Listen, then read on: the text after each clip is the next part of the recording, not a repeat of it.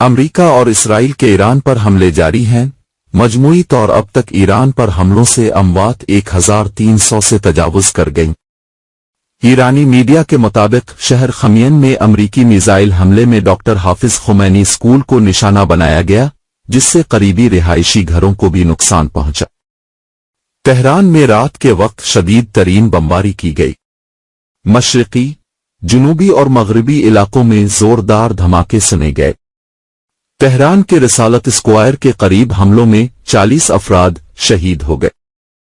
امریکی central command نے کہا ہے کہ امریکی افواج ایرانی میزائل لانچرز کی تلاش جاری رکھیں گے اور جہاں بھی ملیں گے انہیں تباہ کر دیں گے۔ دوسری جانب ایران کی پاسداران انقلاب نے جوابی کارروائیوں میں 33 لہر کے تحت مزید میزائل حملے شروع کرنے کا اعلان کیا اور کہا کہ آئندہ 1 ٹن سے زیادہ وزن کے بھاری میزائل استعمال کیے جائیں گے۔ امریکی ڈاکو ٹرمپ نے ایران کو خبردار کیا ہے کہ اگر اس نے مشرق وسطی میں امریکی اسرائیلی اڈوں پر مزید حملے کیے آبنائے ہرمز میں تیل کی ترسیل روکنے کی کوشش کی تو امریکہ اس اہم بحری راستے کا کنٹرول سنبھال سکتا ہے۔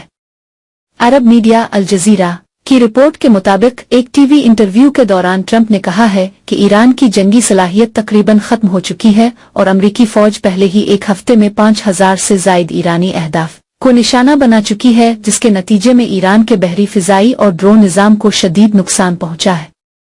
اس نے دعویٰ کیا ہے کہ آبنائے ہرمز اب کھلی ہے اور یہاں سے جہاز دوبارہ گزرنا شروع ہو گئے ہیں۔ امریکی ڈاکو ٹرمپ نے امریکی اخبار کو بتایا ہے کہ مجتبی خامنہئی کی بطور ایرانی سپریم لیڈر تقرری پر خوش نہیں ہے۔ مجتبی خامنہئی کو منتخب کر کے انہوں نے بڑی غلطی کی ہے۔ امریکی فوج ایران بھیجنے کا کوئی فیصلہ نہیں کا۔ خام تیل کی قیمتوں میں اضافہ عارضی ہے۔ قیمتیں تیزی سے نیچے آئیں گی کیونکہ امریکہ نے بہت اچھی منصوبہ بندی کر کے پہلے ہی وینزویلا کے تیل کو لوٹ لیا ہے اور بہت جلد ایرانی قوم کو ہلاک کر کے وہاں کا تیل بھی لوٹ لے گا۔ اس طرح مستقبل میں دنیا بھر میں امریکہ تیل فروخت کرنے والا نمبر 1 ملک بن جائے گا۔